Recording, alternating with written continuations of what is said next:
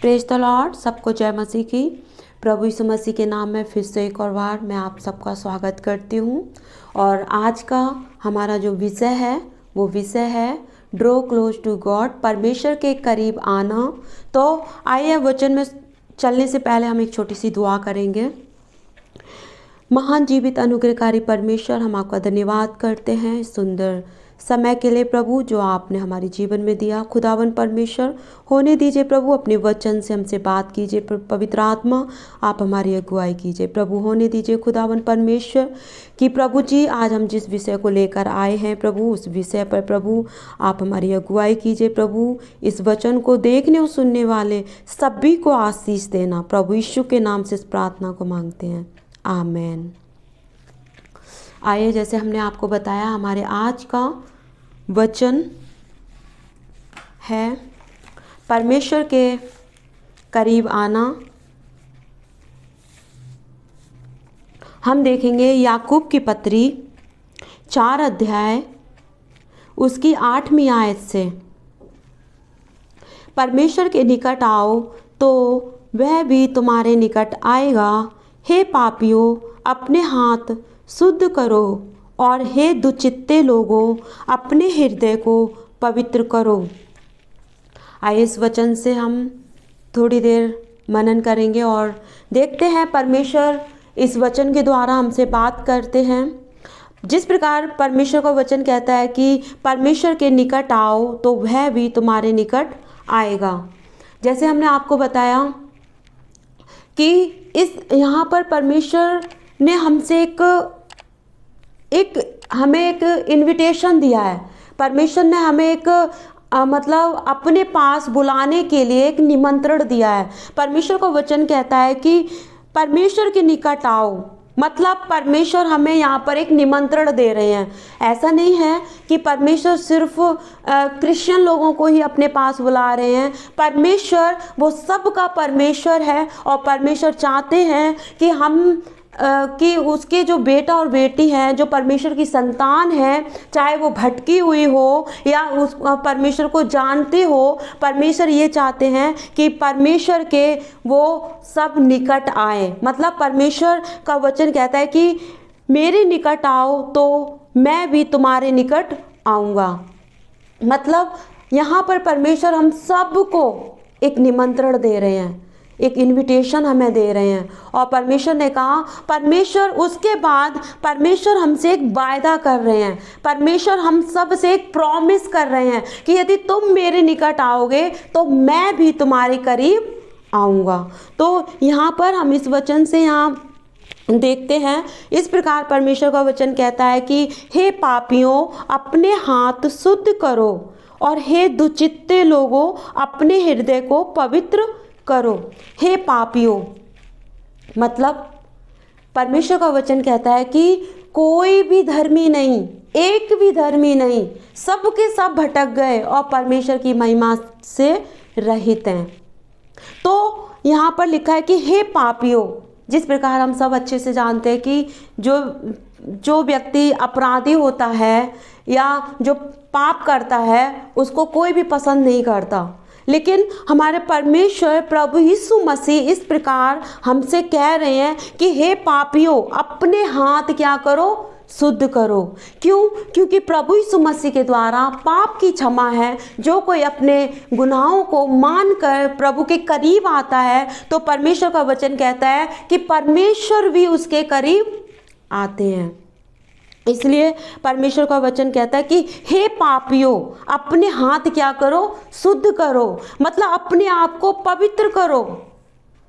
और तुम वैसे पवित्र नहीं हो सकते जब तक तुम मेरे करीब नहीं आओगे। जब तक हम परमेश्वर प्रभु यीशु मसीह के नज़दीक नहीं आएंगे तब तक हमारे पाप की क्षमा नहीं हो सकती।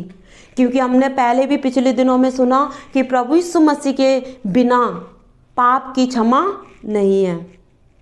इसीलिए परमेश्वर का वचन कहता है कि हे पापियों, अपने हाथ शुद्ध करो, और हे दुचित्ते लोगों, मतलब यहाँ पर दुचित्ते लोगों का मतलब क्या है? अगर हम इसमें देखते हैं तो इंग्लिश में इस प्रकार लिखा है कि डबल माइंडेड, मतलब दो जगह अपना मन लगाना। जब हम परमेश्वर के राज्य में होते हैं, जब हम परमेश्वर प्रभु यीशु मसीह पर भरोसा करते हैं, तो परमेश्वर का वचन कहता है कि हमारा जो भरोसा है वो सिर्फ परमेश्वर पर होना चाहिए। क्योंकि बहुत लोग ऐसे होते हैं जो परमेश्वर पर भी भरोसा करते हैं और संसार की अभिलाषाओं में भी फंसे रहते हैं। इस प्रकार हम दो नावों पर पैर नहीं रखकर नहीं चल सकते। अगर हम दो नावों में पैर रखेंगे तो हम क्या हो जाएंगे? डूब जाएंगे। इसलिए परमेश्वर हमसे कहते हैं कि हे दुचित्ते लोगों, अपने हृदय को क्या करो? पवित्र करो।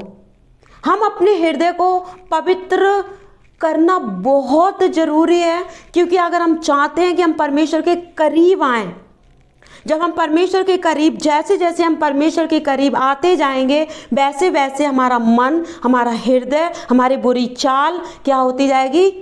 दूर होती जाएगी। और एक दिन वो हमसे हमेशा के लिए क्या हो जाएंगे? दूर हो जाएंगे। इसलिए परमेश्वर का वचन कहता है, ये आयत मुझे बहुत अच्छी लगती है, क्योंकि परमेश्वर ने हमें सबको एक निमंत्रण दिया है कि तुम, यहाँ पर परमेश्वर का वचन कहता है कि परमेश्वर के निकट आओ।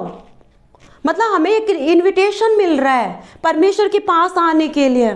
और इस प्रकार परमेश्वर भी हमसे एक प्रॉमिस कर रहे हैं कि तो मैं भी तुम्हारे करीब आऊँगा। और ये एक बहुत ही सुहावनी बात होगी, बहुत ही एक हमारे लिए एक आशीष का कारण होगा कि परमेश्वर हमारे करीब आए, क्योंकि वो जीवित परमेश्वर है, वो जिंदा खुदा है। और जीवित परमेश्वर जब हमारे करीब आएंगे तो हमारे जीवन से प्रॉब्लमें चली जाएंगी, हमारे जीवन से महामारियां, बीमारियां, कलेश, सब श्राप, सारे प्रकार के पाप हमारे जीवन से क्या होंगे?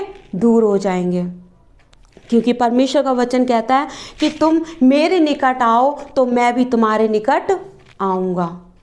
हालेलुया। इस प्रकार परमेश्वर का वचन कहता है कि हे दुचित्ते लोगों, यदि हम परमेश्वर के राज्य में हैं, यदि हमने जान लिया है सत्य मार्ग और जीवन को, तो हमारा जो चित्त है सिर्फ परमेश्वर की ओर लगा रहना चाहिए। हमारा जो मेन फोकस है वो परमेश्वर की ओर होना चाहिए। क्योंकि परमेश्वर का वचन कहता है कि हे दुचित्ते लोगों, दो जगह अपना मन लगाने वाले लोगों, परमेश्वर का वचन कहता है कि अपने हृदय को क्या करो? पवित्र करो।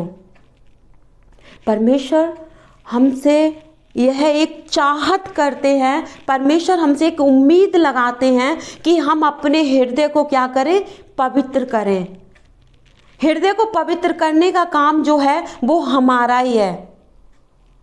हम ही अपने मन को, अपने हृदय को पवित्र कर सकते हैं परमेश्वर के वचन के द्वारा।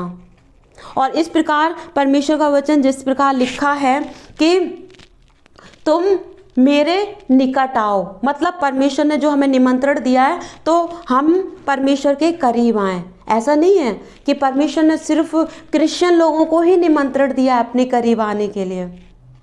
परमेश्वर हम सबको, चाहे वो किसी भी धर्म का क्यों ना हो, चाहे वो किसी जाति का क्यों ना हो, चाहे वो अमीर क्यों ना हो, चाहे वो गरीब क्यों ना हो, चाहे वो कंगाल क्यों ना हो, चाहे वो पढ़ा लिखा क्यों ना हो, चाहे वो अनपढ़ क्यों ना हो, सब परमेश्वर का वचन कहता है, परमेश्वर का जो वचन है, परमेश्वर की ओर से जो एक निमंत्रण है वो सबके लिए है।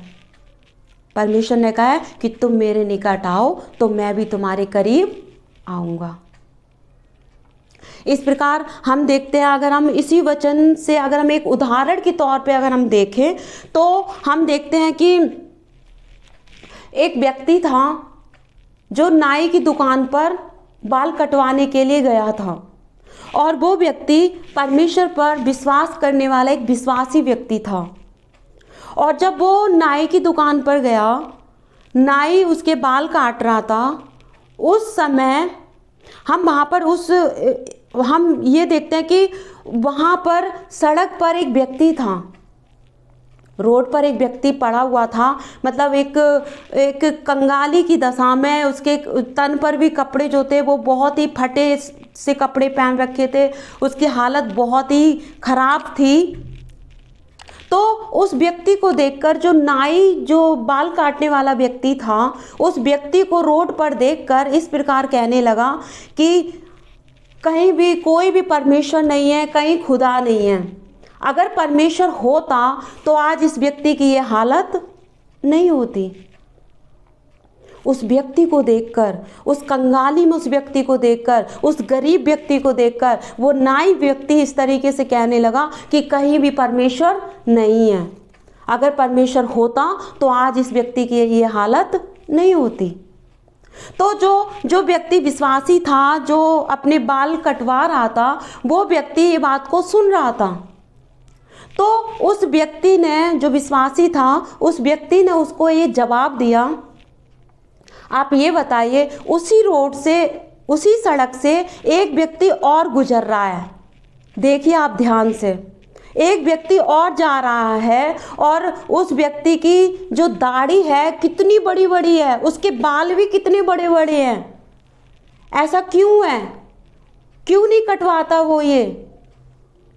तो उस नाई व्यक्ति ने कहा, जब तक वो मेरे पास नहीं आएगा, वो मेरे पास, मेरी दुकान पर नहीं आएगा, तब तक मैं उसकी दाढ़ी, उसके बाल को कैसे काटूं। हम इस उदाहरण से ये देखते हैं, फिर उस विश्वासी ने इसी बात से ये जवाब दिया, इसी प्रकार परमेश्वर है, खुदा है, जीवित परमेश्वर है। ऐसा नहीं है कि परमेश्वर नहीं है। अगर परमेश्वर ना हो तो ये पृथ्वी, ये संसार किस बात पर टिका हुआ है? परमेश्वर है। बिना पिलर के परमेश्वर ने ये पूरा आसमान तान दिया। परमेश्वर है। आज हम सांसें ले रहे हैं, परमेश्वर है। आज हम बोल रहे हैं, चल रहे हैं, खा रहे हैं, पी रहे हैं, परमेश्वर है। परमेश्वर की आत्मा हम सबके जीवन में है, इसी से हम जीवित हैं। तब उस विश्वासी व्यक्ति ने कहा कि इसी प्रकार जब तक ये व्यक्ति, भले ये गरीब क्यों ना हो, कंगाल क्यों ना हो, दुख तकलीफ में क्यों ना हो, बीमारी में क्यों ना हो, पापी क्यों ना हो, जब तक ये व्यक्ति परमेश्वर के पास नहीं आएगा, तब तक ये व्यक्ति उद्धार नहीं पा सकता। तो हमें इस एग्जाम्पल से, इस उदाहरण से हम ये सीखते हैं कि सच में जब तक हम परमेश्वर के करीब नहीं आएंगे, परमेश्वर भी हमारे करीब नहीं आएंगे। और इस वचन से हम ये देखते हैं कि मैंने आपको वचन से भी और एक एग्जाम्पल देकर भी मैंने आपको समझाया कि परमेश्वर की आत्मा के द्वारा कि परमेश्वर हम सब को इनविटेशन दे रहे हैं। परमेश्वर ने हमसे प्रॉमिस भी कर रखा है और निमंत्रण भी हमें दे रखा है कि जब परमेश्वर के करीब आएंगे तो परमेश्वर भी हमारे करीब आएंगे। हालेलुया। इस प्रकार हम यहाँ पे ये देखते हैं इस वचन से कि सच में हम अपने हृदय को शुद्ध करें, क्योंकि अगर हम भजन सहायता अगर हम देखते हैं तो इस प्रकार भजन सहायता 25 अध्याय में इस प्रकार लिखा हुआ है। भजन सहायता 25 अध्याय अगर हम देखते हैं तो वहाँ पर इस प्रकार लिखा हुआ है कि 24 अध्याय भजन सहायता 24 उसकी 4 आयत में, चौथी आयत में लिखा है कि जिसके काम निर्दोष और हृदय शुद्ध है, जिसने अपने मन को व्यर्थ बात की ओर नहीं लगाया और ना कपट से शपथ खाई, वह यहोवा की ओर से आशीष पाएगा और अपने उद्धार करने वाले परमेश्वर की ओर से धर्मी ठहरेगा। हालेलुया। अब हम इस वचन से ये देखते हैं कि परमेश्वर ने कहा, हे दुचित्ते लोगों, अपने हृदय को क्या करो? शुद्ध करो। परमेश्वर का वचन कहता है कि परमेश्वर को वो ही देखेगा, परमेश्वर को वो ही व्यक्ति देखेगा जिसका मन और हृदय क्या है? शुद्ध है, और जिसके काम क्या है? निर्दोष है। जैसा कि अभी हमने भजन सहायता 24 अध्याय उसकी 4 आयत में पढ़ा। तो इस वचन से हम ये सीखते हैं और ये मतलब इस प्रकार हमने आज इस वचन से ये सीखा है कि हम सब के लिए एक निमंत्रण रखा है परमेश्वर ने कि हम परमेश्वर के करीब आए। तो परमेश्वर ने भी हमसे ये प्रॉमिस कर रखा है, एक वायदा कर रखा है, और ये हम अच्छे से जानते हैं कि परमेश्वर का जो वायदा है वो कभी भी परमेश्वर का वायदा कभी भी ऐसा नहीं है कि वो टल जाएगा, क्योंकि परमेश्वर का वचन कहता है आकाश और पृथ्वी टल जाएगी परंतु परमेश्वर का वचन कभी नहीं टलेगा। हालेलुया। हम इस वचन से ये देखते हैं कि परमेश्वर ने जो हमसे वायदा कर दिया, हम पुराने नियम में भी देखते हैं जब परमेश्वर ने इस्राएलियों के साथ जो बाचा बांधी, जो परमेश्वर ने उनके साथ जो प्रॉमिस करी, वो बाचा को परमेश्वर ने पूरा किया। और आज भी परमेश्वर अपनी बताए हुए वायदे को, आज भी परमेश्वर अपने वचन को पूरा कर रहे हैं। यदि हम परमेश्वर के निकट आएंगे, परमेश्वर के करीब आएंगे, तो परमेश्वर भी हमारे करीब आएंगे। आज के इस वचन से हमने ये सीखा कि सच में परमेश्वर प्रभु यीशु मसीह वो सबका परमेश्वर है, और परमेश्वर यही चाहते हैं कि हम परमेश्वर के करीब आएं। तो परमेश्वर हमारे करीब आएंगे, क्योंकि परमेश्वर प्रभु यीशु मसीह के द्वारा पाप की क्षमा है। इसीलिए परमेश्वर ने कहा कि हे